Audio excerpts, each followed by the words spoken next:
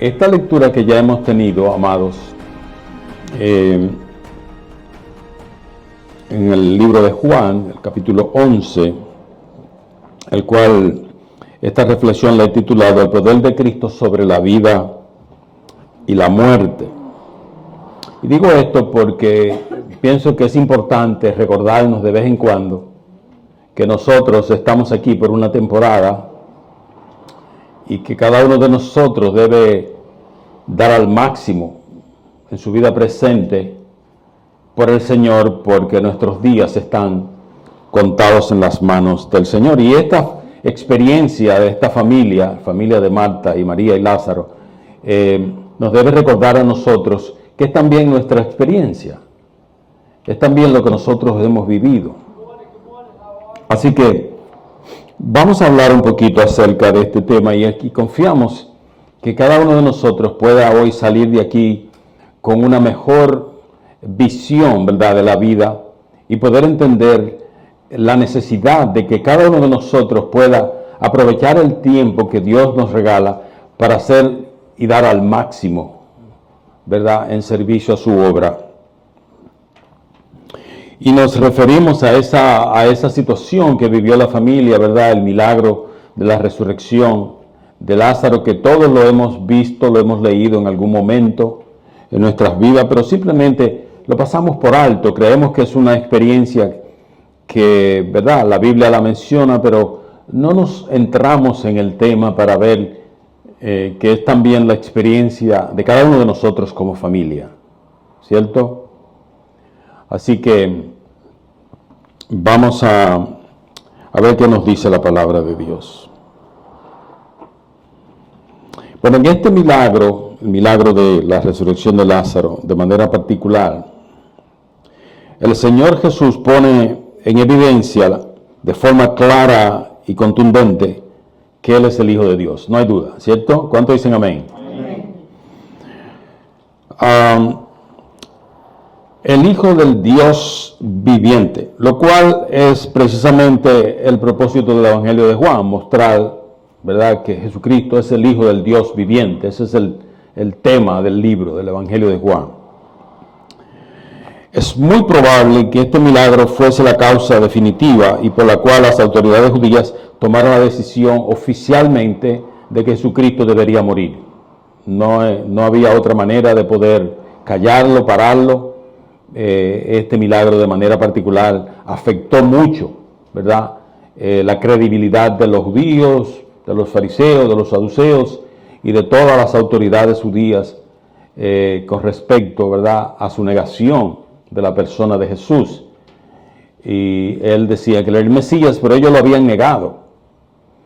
Entonces este milagro ya da un impacto muy fuerte con respecto, ¿verdad?, al señorío de Cristo sobre la muerte, al señorío de Cristo sobre la vida, y la evidencia de que ciertamente Él era el Hijo del Dios viviente. Al estudiar este pasaje bíblico acerca de la resurrección de Lázaro, podemos ver de manera clara el poder de Cristo sobre la vida y la muerte. Entonces, cuando nosotros decimos que somos cristianos, tenemos que siempre recordar que el que guía nuestras vidas, el que consuela nuestras vidas, con el cual nosotros caminamos de la mano, es el que tiene el control sobre la vida y la muerte. Es el Rey de la creación. En la sección anterior, o sea, el pasaje anterior, vimos que Jesús dijo que Él era la luz del mundo y lo demostró dando vista a un ciego de nacimiento. En este pasaje que nos ocupa, Él declara: yo soy la resurrección y la vida, y lo demostró resucitando a un hombre que ya tenía 4 días de haber muerto. ¿Cuándo usted ha escuchado alguna vez a alguien que ha resucitado a alguien que está muerto en la tumba y tiene 4 días y su cuerpo ya estaba descompuesto? Solamente lo leemos aquí en la palabra de Dios y solamente Cristo lo podía hacer. Por medio de este milagro, Jesucristo demostró que Él es capaz de traer personas de la muerte a la vida. Es increíble. A veces, si yo pensé que este pasaje podría ser de ayuda para la iglesia en el sentido de reforzar la idea, amados, de que nosotros a veces tomamos a Jesucristo como un recurso más en nuestras vidas, pero nos olvidamos que Jesucristo es el autor de la vida, es el autor de nuestra propia vida, Él es el que sustenta nuestra vida. El apóstol Pablo dice en el libro de Colosenses que Él era el autor de la vida. Dice que porque por medio de Él fuimos creados y por medio de Él somos sustentados. Y todo lo que existe fue creado por Él y para Él y por medio de Él. Y no hay absolutamente nada que haya sido creado que no haya sido creado por Jesucristo. Quiere decir, amados, que nosotros podemos entonces, después de esta reflexión, tener una más alta apreciación de la persona de Jesús. Un alto sentido, ¿verdad?, de la persona de Cristo. Una mayor apreciación de su persona. Dicen los versículos, los primeros versículos, que versículo 1 dice que estaba entonces enfermo uno llamado Lázaro de Betania, la aldea de María y de Marta, su hermana. Y por el relato sabemos que eran 3 hermanas, ya lo vimos acá las semanas anteriores cuando hablamos de la entrada triunfal, que Jesucristo se quedaba siempre en la casa de ellos. Y la historia bíblica nos relata que Lázaro se enfermó a pesar de los vínculos íntimos que tenía la familia de él con el Señor. Esto nos dice, en primer lugar, que no importa los vínculos que usted tenga con Jesucristo, todos nos enfermamos. Y también que no importa la relación que usted tenga con el Señor, todos morimos. Tanto muere el que no conoce a Cristo como el que muere, como el que conoce a Cristo. Entonces, este pasaje nos revela claramente que a pesar de los vínculos que ellos tenían con el Señor, sin embargo, Lázaro se enfermó. Y Jesucristo dijo que esta enfermedad no iba a ser para muerte, sino para la gloria de Dios. Y la expresión aquí, gloria de Dios, en este evangelio se usa para referirse a aquellos atributos de Dios que son mostrados a los hombres. Aquí lo vemos claramente en la resurrección de Lázaro. En esta ocasión vemos al Señor presentarse como la resurrección y la vida, y lo está mostrando cuando va y se acerca al sepulcro. Esos son sus atributos. Cuando Él dice que esta enfermedad no era para muerte, está diciendo, sino para la gloria de Dios. Está diciendo que todos los eventos que van a ocurrir durante todo el proceso van a guiar a la gente a exaltar y glorificar el nombre del Señor en última instancia. Esa es la idea. En esta historia notamos que el Señor pudo haberle dicho a los discípulos lo que habría de hacer con Lázaro, pero no lo hizo. Es exactamente lo que ocurre cuando nosotros estamos pasando por dificultades, pruebas o aflicciones y nos preguntamos y decimos, ¿por qué el Señor no me dice lo que quiere hacer conmigo? ¿Cuántas veces usted, y todavía, por ejemplo, mientras todos vivimos y estamos en esta carne, no sabemos cuáles serán las experiencias que viviremos en el futuro? ¿Cómo sabe usted lo que le vendrá más adelante? No sabemos. ¿Verdad? Hay un montón ahora de enfermedades y de cosas que llegan y experiencias que todos de alguna manera vamos a vivir una. Pero el Señor aquí, cuando habla con los discípulos, dice, oye, me mandaron un mensaje de la casa de Lázaro y me están diciendo que tienen que ir allá. Lázaro estaba muy enfermo. Y entonces el Señor dice, ok, ya recibí el mensaje, entonces me voy a quedar 2 días más. Y el lugar donde él estaba, algunos piensan que estaba en Perea, en otra ciudad, y está a más o menos 27-30 kilómetros de Betania, que estaba cerca de Jerusalén. Entonces pensamos a veces, si el Señor va a hacer algo en mi vida, si el Señor tiene un vínculo y una relación conmigo como la que yo pienso que tengo con Él, ¿por qué no me comunica y me dice las cosas que van a pasar? Y todos los discípulos dijeron, Él va para allá, pero exactamente no sabíamos. Ellos no sabían exactamente qué iba a hacer el Señor. Y muchas veces, amados, hay circunstancias y situaciones y experiencias que cada familia vive, pero todavía el Señor no le comunica qué va a hacer con ellos. Nos deja para que nosotros, ¿verdad?, entendamos que al final del día, Él es el que tiene la última palabra. Él es el que decide. Ellos estaban allí pensando, bueno, vamos para allá con Él. El Señor dijo, ok, salgamos para allá. Y algunos dijeron en forma un poquito poquito irónica, como salgamos para allá para que todos muramos con él, algo así.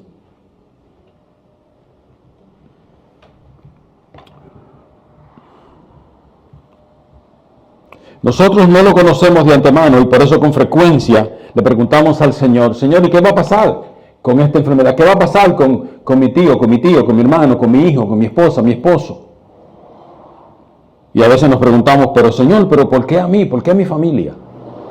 ¿Por qué pasó esto a mí? Si hay tanta gente por ahí, ¿por qué Él me pasa? Yo que soy creyente, mire, yo te sirvo. Cada circunstancia en nuestra vida tiene un propósito más elevado de lo que nosotros entendemos y conocemos. O sea que Dios usa circunstancias que a veces no son muy agradables y experiencias que no son muy asequibles o muy sencillas para mostrarnos propósitos más elevados a la vida de nosotros. Por ejemplo, las hermanas de Lázaro llegaron a conocer el carácter de Dios, que de otra manera no lo hubieran podido conocer si no hubiera sido por esta experiencia de la enfermedad de su hermano.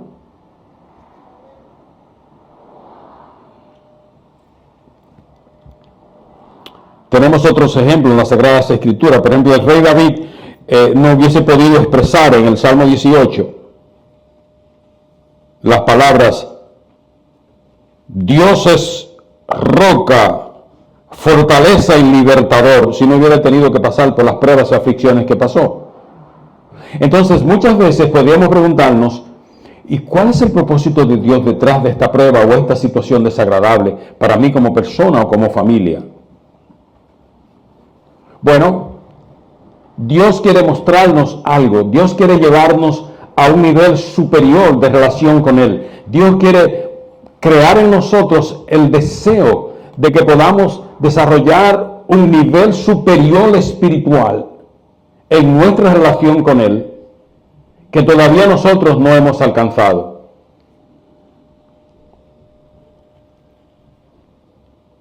Abraham no habría conocido a Dios como Jehová proveerá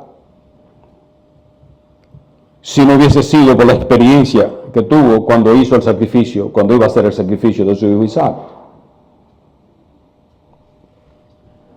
El apóstol Pedro no hubiese llegado a conocer a Cristo si no hubiera sido por la experiencia de la pesca milagrosa, que tuvo que expresar: apártate de mí, maestro bueno, pues soy hombre pecador. Y es que cuando Pedro vive la experiencia de la pesca milagrosa, esa experiencia transformó la vida de Pedro en un antes y un después. Pedro no volvió a ser la misma persona jamás. Quiere decir, amados, que Dios trae a nuestras vidas situaciones difíciles, pruebas, aflicciones, experiencias desagradables para elevarnos a una posición superior, para conectarnos, para llevarnos a un nivel espiritualmente superior, el cual nosotros todavía no hemos alcanzado. Sin embargo, le preguntamos al Señor, ¿por qué? ¿Para qué? Las hermanas de Lázaro no hubieran conocido a Jesús como la resurrección y la vida si su hermano no hubiese muerto. Y pongámonos a pensar un poquitito en el contexto y en las circunstancias en que se produce este milagro de Lázaro. Solamente por un momentito pensemos. Era una familia bien conocida en una comunidad pequeña en Betania, donde su hermano que también era una persona conocida, Lázaro, se había enfermado. Y cada uno de nosotros tiene personas que se enferman. Enfermarse, wow. Pero no solamente enfermarse, sino que ellos parece que llegó a un nivel de tan enfermo, tan grave, que al final el hombre fallece. Cuando él estaba muy enfermo, Marta le manda a decir a Cristo que si podía por favor venir. Y Cristo se toma 2 días más y le dice a los discípulos: no, esto no es para muerte, esto es para la gloria de Dios.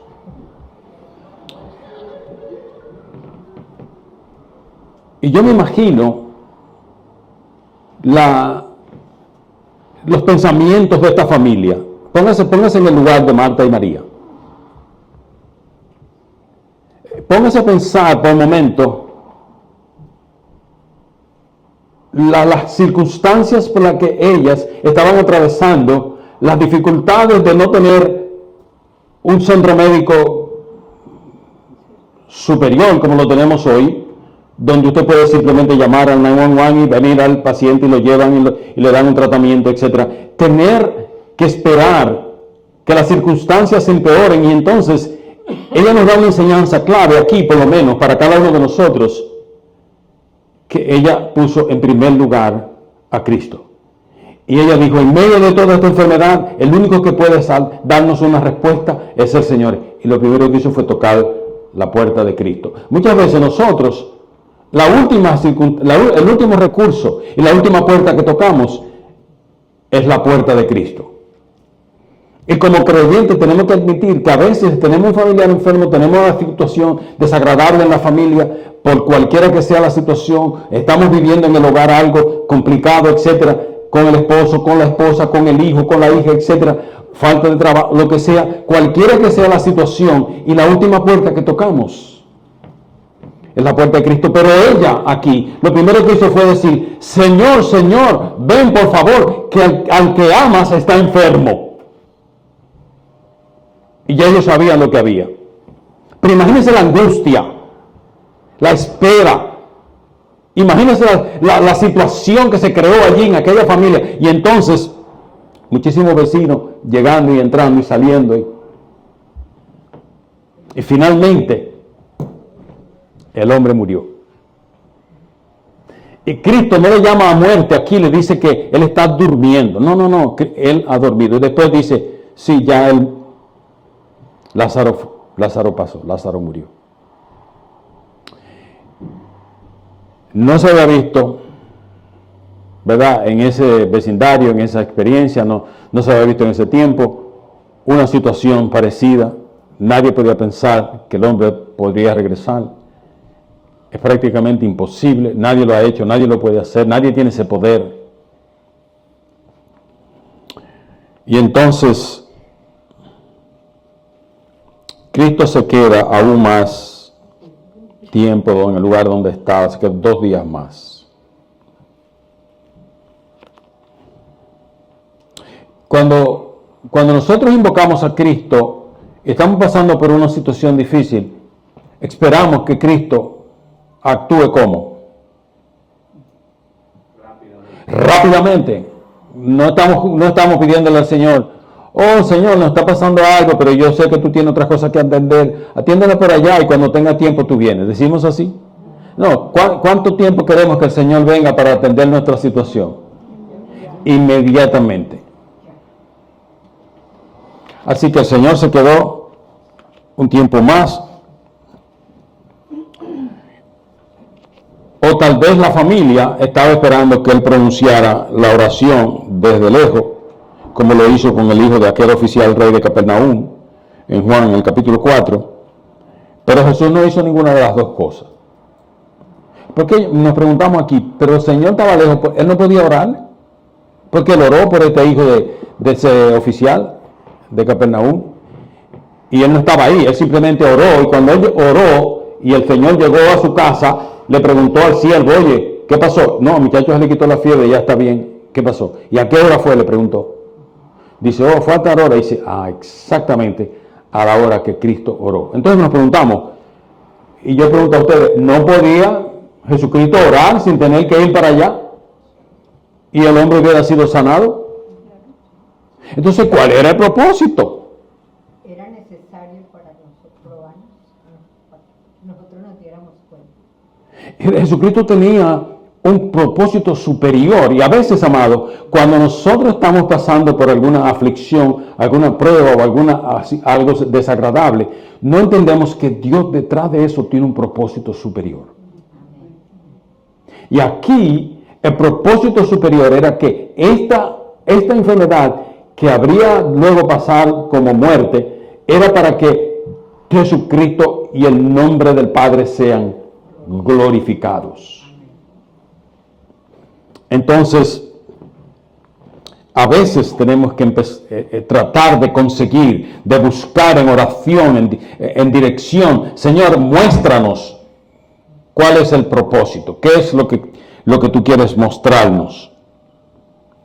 2 días después de la noticia es que el Señor se pone en marcha para ir a Betania.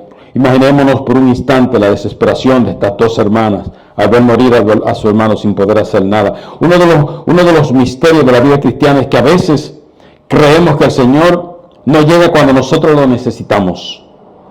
Y entonces nos preguntamos, ¿dónde está Dios? ¿Por qué no hace algo? ¿No le pasa a usted? ¿Dónde está Dios?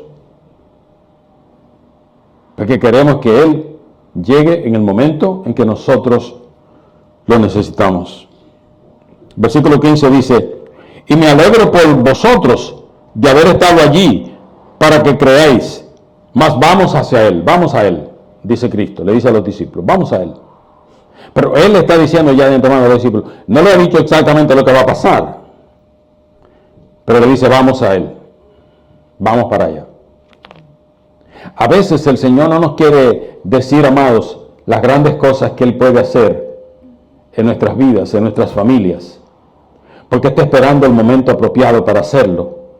Pero Él está esperando que nosotros no tiremos la toalla, que no dobleguemos nuestra confianza en Él, que no perezcamos, ¿verdad?, en el camino, en el intento, sino que nos mantengamos firmes y fuertes, confiando de que Dios lo puede hacer y que Dios lo va a hacer. Versículo 25 dice que le dijo Jesús, yo soy la resurrección y la vida, el que cree en mí, aunque esté muerto, vivirá. Jesús declaró que Él tenía autoridad y el poder para dar vida y para restaurarla también. Él es el autor de la vida, el mismo Dios encarnado, fuente de toda vida física o espiritual. Por eso solo Él podía decir, yo soy la resurrección y la vida. Yo soy la resurrección y la vida. En esta ocasión el Señor se proponía resucitar a Lázaro, que solo sería un anticipo de aquel gran día señalado por el Padre, cuando todos los que están en los sepulcros oirán la voz de Dios, y aquellos que tienen a Cristo, que hayan nacido de nuevo, saldrán de sus sepulcros en victoria a resurrección de vida eterna. Mas todos aquellos que hayan rechazado a Cristo resucitarán para condenación eterna. Y el versículo 26 dice, y todo aquel que vive y cree en mí no morirá eternamente. Y le pregunta a él, ¿crees esto? Y entonces la declaración de Marta en el versículo 27, miren lo que dice Marta en el versículo 27, dice, y le dijo, sí, Señor, yo he creído que tú eres el Cristo, el Hijo de Dios, que has venido al mundo. Mire, cuánta dificultad le dio a los discípulos después de andar más de 3 años con el Señor, de poder entender que Él era el Hijo del Dios viviente. La declaración de Pedro, la declaración de cualquiera de los apóstoles, fue siempre una duda, porque todavía aún en medio de la dificultad del Señor y de su sacrificio y su muerte, Pedro lo niega. Y amados hermanos, que nosotros los que estamos aquí, ¿cuántos de nosotros, por circunstancias o razones personales, etcétera, a veces negamos a Cristo? Y no creemos que Él tiene el poder para hacerlo. No creemos que Jesucristo es la resurrección y la vida, que Jesucristo puede transformar las circunstancias de nosotros como seres humanos, como familia, como creyentes.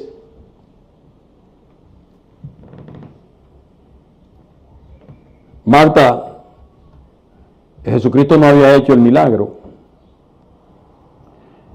Y si hubiese sido cualquiera de nosotros, le hubiera dicho al Señor, bueno, Señor, cuando mi hermano resucite, yo te voy a decir estas palabras. Yo creo que tú eres el Dios eterno, el Dios de la vida, tú eres el que hace esto, hace aquello.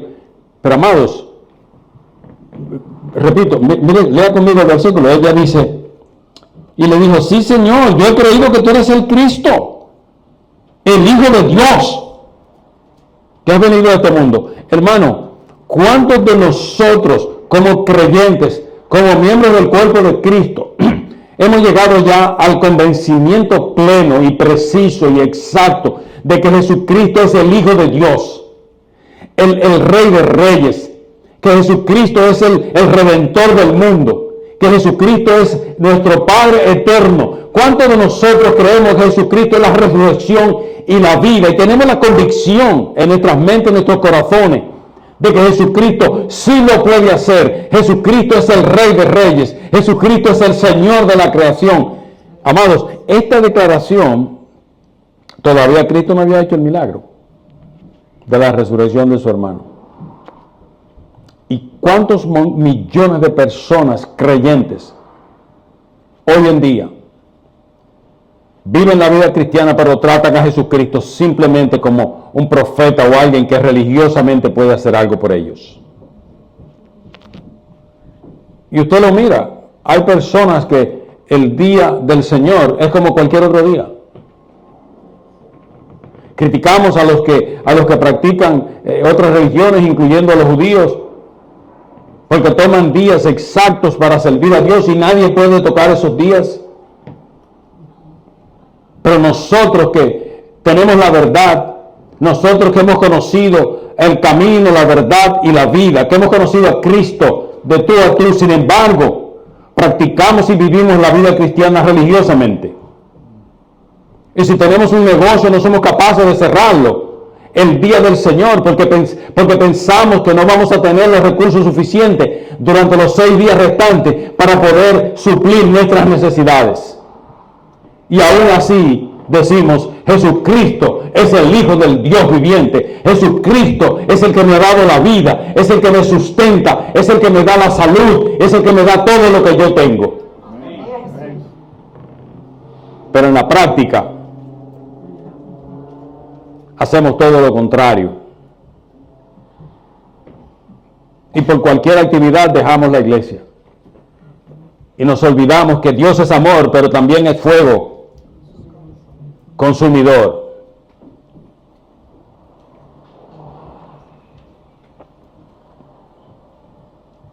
¿Crees esto?, le pregunta el Señor.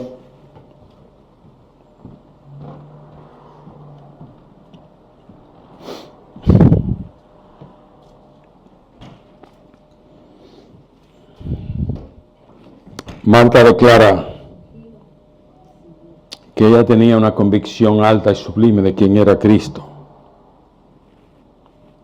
a pesar de que a los discípulos les tomó muchísimo tiempo para entender esto, de acuerdo a Mateo 16.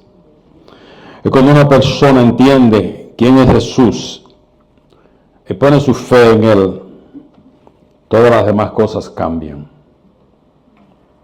Las pruebas y los sufrimientos ya no son tan dolorosos. La esperanza que nos da el saber que Él es la resurrección y la vida nos da la confianza en el futuro que le resta dolor a las circunstancias que vivimos en el presente.